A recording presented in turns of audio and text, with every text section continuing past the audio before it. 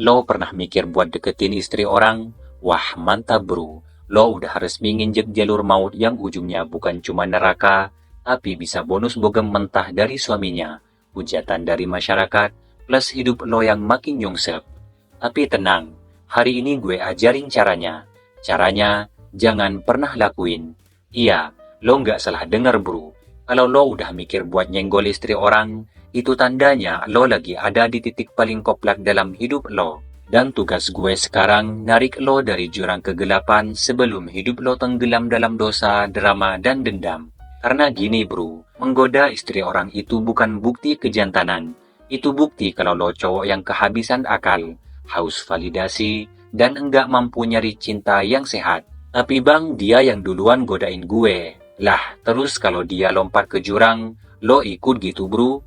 Kalau dia buka pintu, masa lo langsung masuk? Situ kurir atau bukan?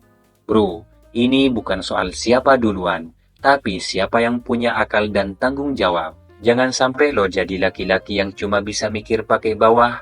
Lo diciptain Tuhan lengkap, punya logika, punya hati, dan punya otak. Gunain itu bro, bukan nafsu lo. Lo tahu nggak kenapa istri orang bisa kelihatan menarik?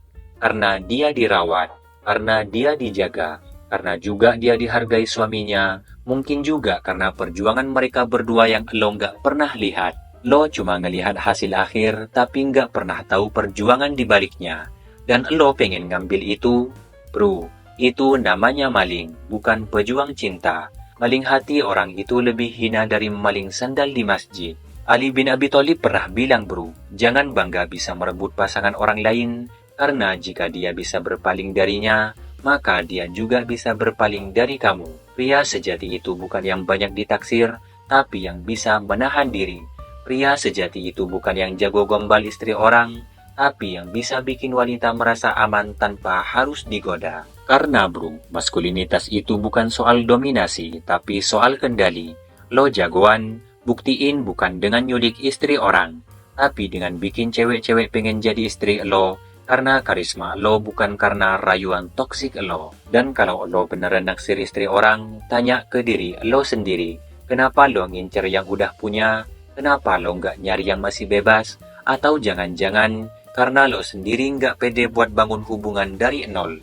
Bro, lo bukan kolektor milik orang, lo bukan pengejar sisa, lo itu pejuang bro, pembangun, pemimpin masa depan. Jangan rendahin diri lo sendiri cuma buat ngejar cinta terlarang.